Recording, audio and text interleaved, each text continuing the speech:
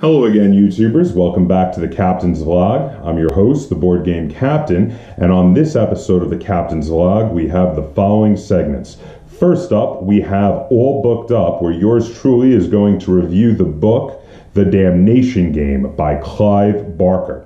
Then we have Nerdy Knits, where Lynn is going to show off and tell you about what it took to make her Game of Thrones blanket. Then we have Strategy versus Tactics, where I'm going to be back to give you some strategic advice about the game Nine Men's Morris. Then we have the Brew View, where Alex is going to review the beer Backwoods Monster. And then finally we have the Community Corner segment, where I'm going to give you some upcoming news on the channel, and hopefully you will give me some feedback of what you would like to see. So without any further ado, let's get to it. Hello, and welcome to All Booked Up, the segment where I give you a sci-fi, fantasy, or horror book recommendation that I think you might enjoy, or at least that I enjoyed when I read it. So today on All Booked Up, I'm going to be reviewing the book The Damnation Game by Clive Barker. Now, The Damnation Game is a book. It's the first big novel that Clive Barker released and published. The Damnation Game goes all the way back to the 1980s. Now, this is a book that starts off being about a man who is known only as the Thief. And the Thief is inhabiting a post-World War II Poland where he is profiteering and looting and going around and basically stealing anything that isn't nailed down. However, he has heard these tales of another man, a very infamous man known only as the Gambler. Some sort of supernatural gambler who gambles with people for their lives, because if you lose against him, you wind up dead. But if you can beat him, then if you can defeat the gambler at his own game, the sky is the limit as to what you could win. Your dreams could come true. Now, the first section ends with the thief finding the gambler, and then the story shifts, and it changes to a 1980s England, and there's a man who's getting out of jail early on a deal to work for some rich and powerful individual as his bodyguard, essentially. And you begin to get the impression that this strange, eccentric, rich and powerful individual may be the thief from the beginning of the story, and there's someone coming calling for them, and they're desperately afraid about what's going to happen when this person catches up with them, and they want the bodyguard to keep them away. This is a very cool story, filled with despicable, horrible people that you may not like, but the story itself is phenomenal. It's interesting. It's filled with terrifying things and grotesque things. It has some incredibly visceral descriptions and is incredibly entertaining. And in fact, I gave The Damnation Game on Goodreads 5 out of 5 stars because I really love this book. If you like supernatural horror that is really grounded in proper reality with interesting historical backgrounds and interesting three-dimensional characters that are not cliches in any way, then you should give The Damnation Game a try if you haven't already, because this is a really good book, and I do recommend The Damnation Game to you. What do you think? Have you already read The Damnation Game? Feel free to comment down below and let me know what you thought of The Damnation Game. Are you a fan of Clive Barker? And as always, if you have any comments, questions, or concerns, either about The Damnation Game or about this video, put them in the comments down below. And until next time, keep reading. Hi, welcome back to Nerdy Knits. I'm Lynn, and on this installment of Nerdy Knits, I'm going to show you my newly finished Game of Thrones blanket that I knit. So I started knitting this blanket on September 26th, 2014. Yes, that's 3 years in the past. I just finished it yesterday, actually, July 11th, 2017. I didn't work continuously on the blanket. There was a point in time where I was pretty much just done with it, and I need to take a break. But for the most part, I was working on it pretty consistently. I will have links to my project notes on Ravelry.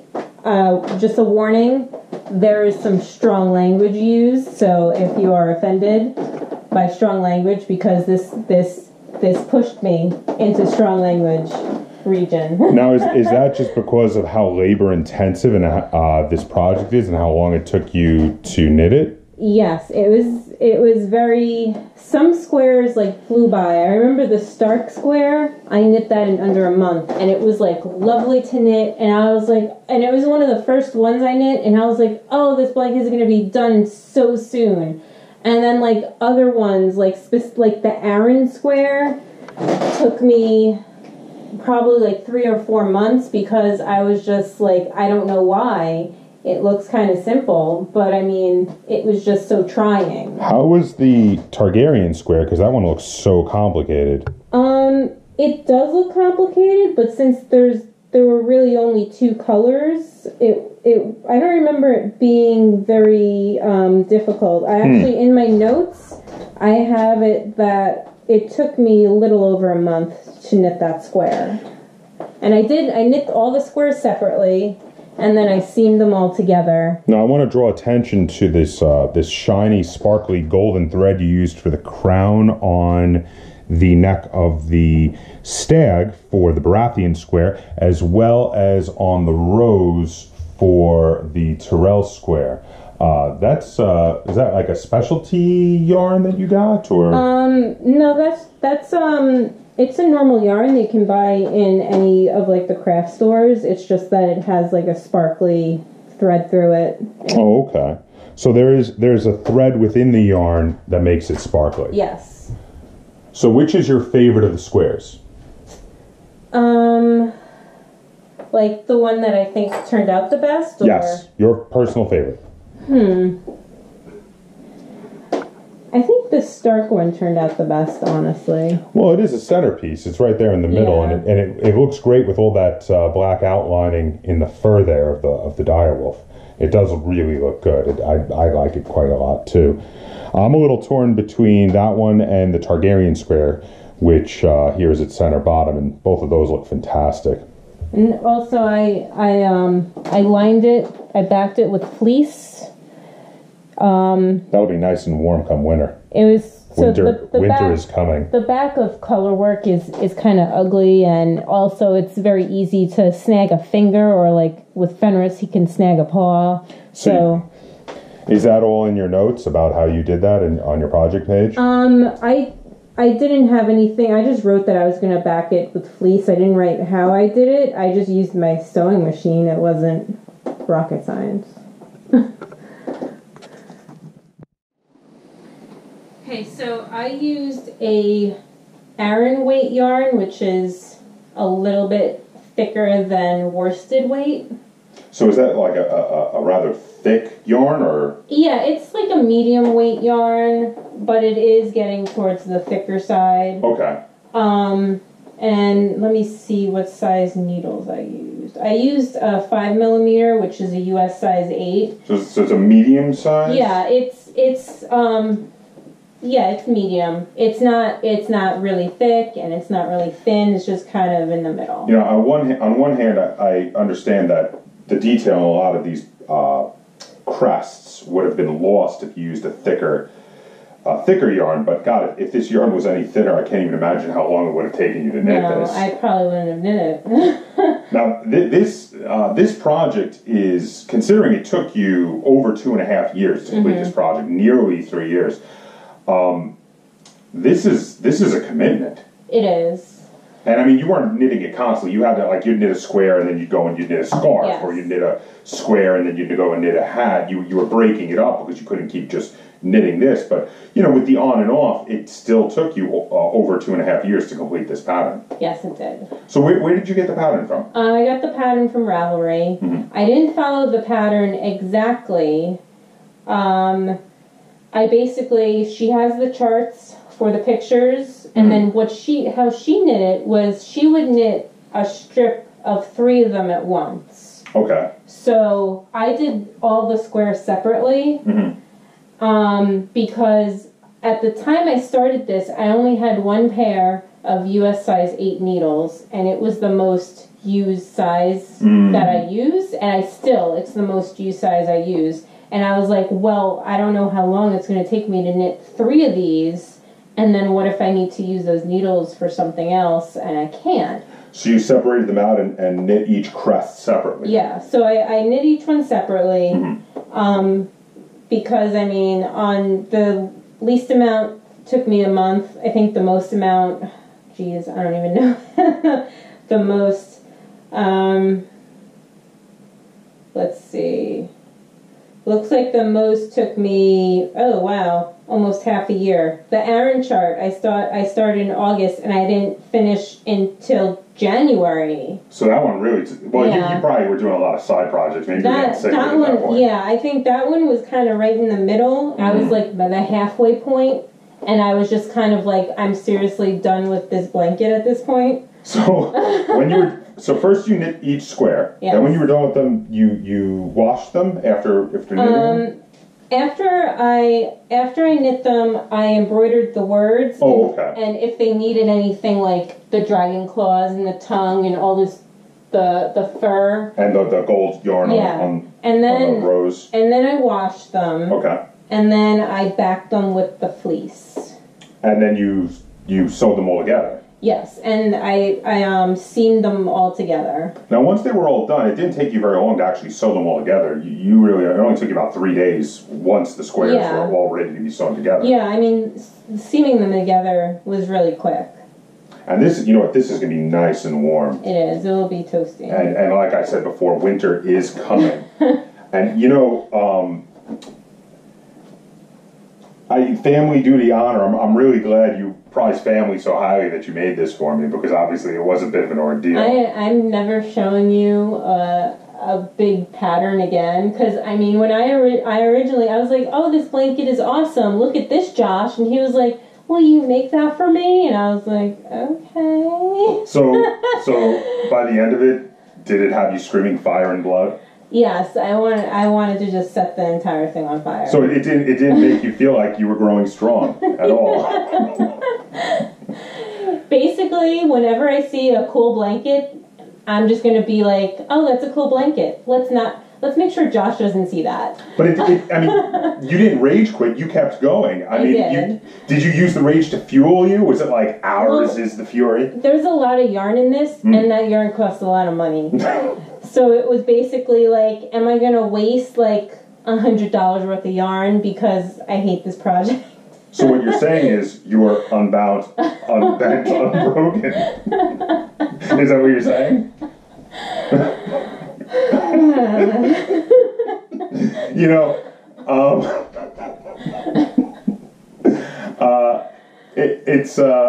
It's a rather good thing that you were not born on the Iron Islands, because they do not sew.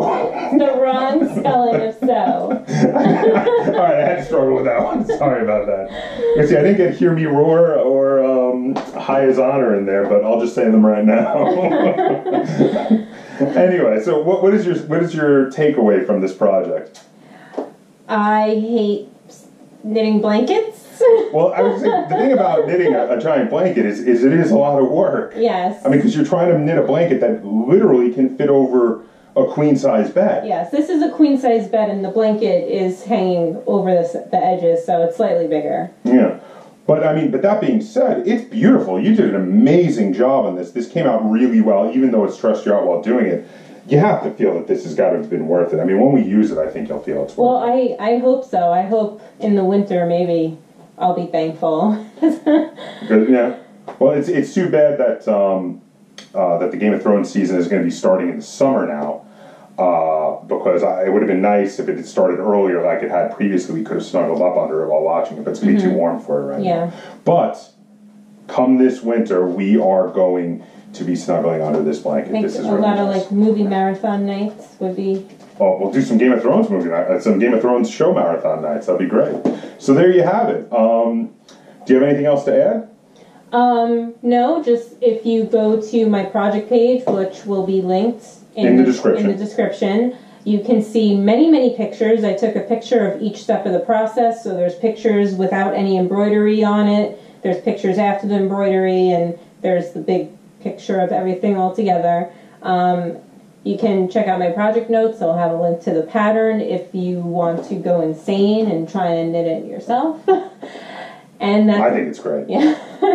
And that's it for this installment of Nerdy Knits, and I will see you next time.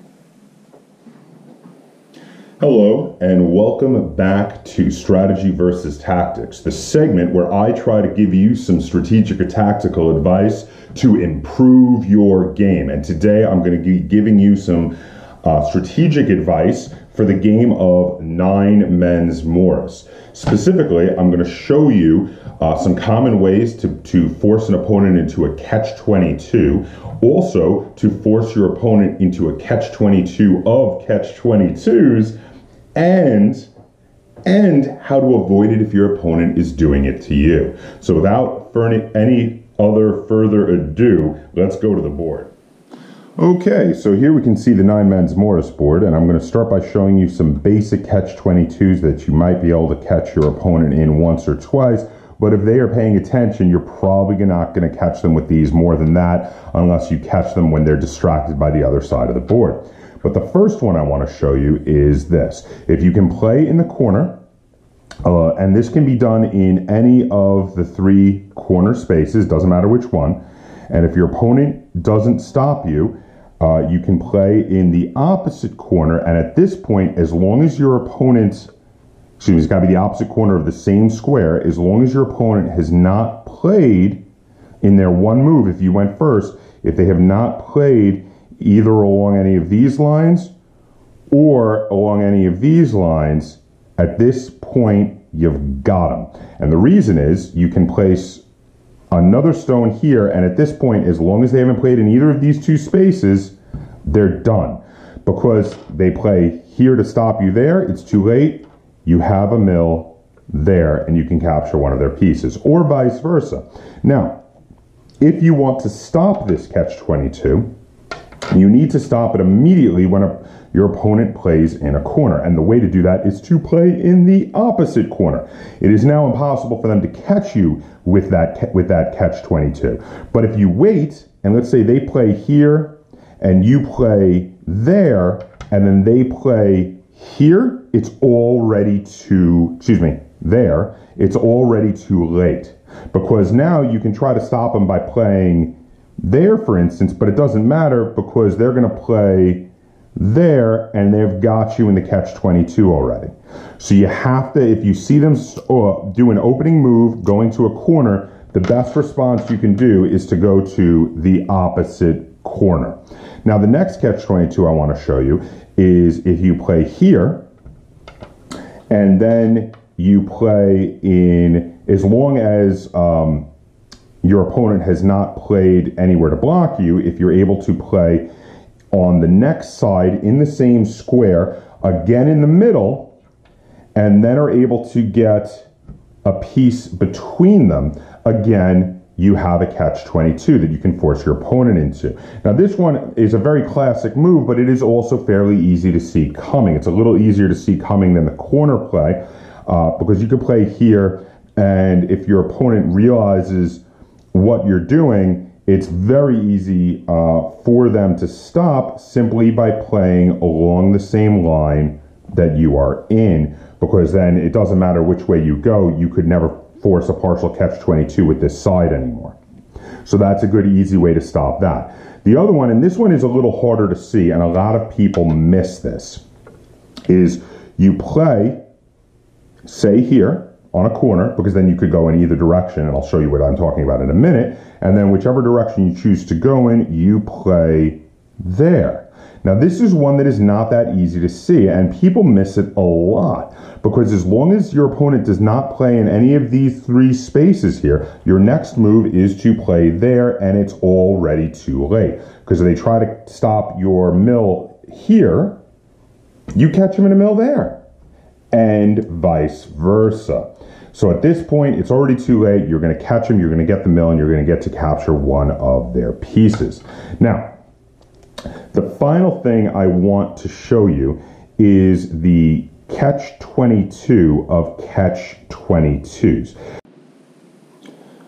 Okay, so now the catch-22 of catch-22s requires you to set up a position where you are going to force your opponent's hand. This is a little trickier, but it is really hard to see it coming. So if you play a piece, for instance, here, this is a good way to do it, and then play a piece, say, there. Now these look completely unrelated. They're on different sides of the board. They're very far away from each other, and you might be able to trick your opponent. Then if you play a piece here, now you're really forcing your opponent's hand. You're possibly about to make a mill. So your opponent has to stop you. And now, as long as they haven't already played over here, it's already too late. You play a piece there, and you've got them in the catch-22.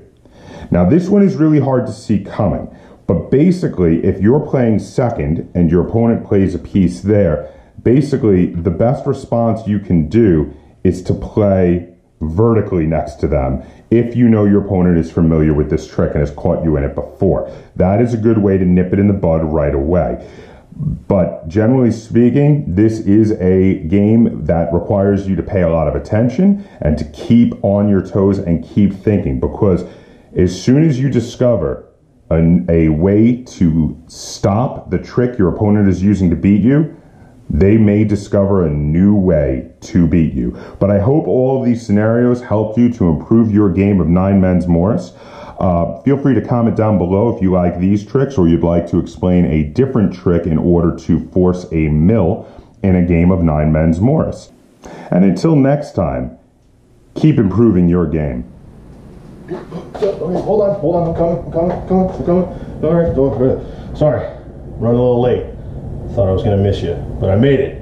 I'm glad you're here to join me for another segment of the Brew View. This is where we review beers to drink over your favorite board game. And today, we've got something a little bit different for you. Last couple episodes, we've reviewed some fantasy-themed beers that were a little on the sweet side, maybe weren't my favorite, and I'm going a different route today. So we went with a darker beer. This is a brown ale that's been aged in bourbon barrels, and this is certainly not your typical warm weather summer drink, but I got high hopes for it. So we're going to make sure that this one goes a little bit better. Like I said, I hope. So this is Backwoods Monster. This is, like I said, an imperial brown ale that's been aged in oak bourbon barrels. You see our little Bigfoot there, he's got the barrel, mug of beer there with him. So we've got our fantasy theme there, our monster, and he's going for the oak bourbon barrel aged ale. And I am excited to check this out. This is from Big Muddy Brewing out of Murfreesboro, Illinois. This is a downstate brewery. I don't think I've had anything from them before, but this big boy clocks in at 10% alcohol. So we're gonna see how it does. Hopefully we're not too disappointed. So let's see what she looks like. That is a dark brown ale. That is like imperial porter or stout territory right there. That is a beautiful looking beer. That's like yeah, that's stoutish. That's like Guinness almost. Let's see, smells. Coffee for sure. Some chocolate maybe. Doesn't have that overpowering sweetness smell that you get from those higher alcohol beers we've tried before, but it does, yeah. Coffee and chocolate's definitely where we're going to go for on the initial impression for this one. Now for the all-important first taste.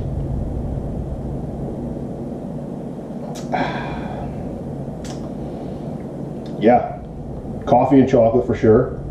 A little bit of hoppiness, a little bit there on the back end. I think that's where the Imperial comes from in the brown ale.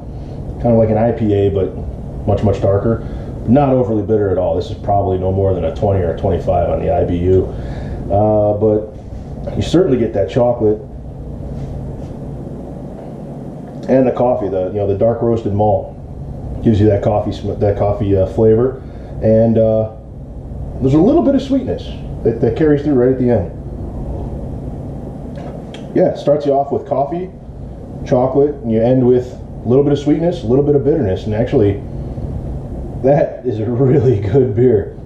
I've had some bourbon aged beers before that are too bourbony. They're like a boozy, almost volatile, because you get so much of the bourbon flavor coming off of it. This is not at all. This is a really well balanced beer, and this is an excellent beer to have over your favorite board game. Comes in a pretty big bottle. This is a pint and a half, and at 10%, might want to take your time drinking this one. This would be good for maybe a half hour, 45-minute board game. So scale of 0 to 10. I think the Backwoods Monster is going to get a good 8. That's an 8 from me, which is better than we've done lately. So I'm happy with this beer. I think you're going to be happy with this beer too. So again, Backwoods Monster from Big Muddy Brewing, Murfreesboro, Illinois. If you have any questions, comments, let us know. Mention them down below. If you like this video, please give us a thumbs up. Share it with your friends. And until next time, this has been the Brew View. Cheers. So, welcome back to Community Corner. So, first, a little bit of news of things that are upcoming for the channel. Very shortly, I'm going to be releasing another top 10 list that Lynn, Alex, and I did. It's going to be the top 10 things in games that piss us off. And that's going to be coming out in about 3 days. After that, we've got plenty of unboxings as well as the following reviews that are already filmed and are going to be coming out. We have a review to Codenames Pictures.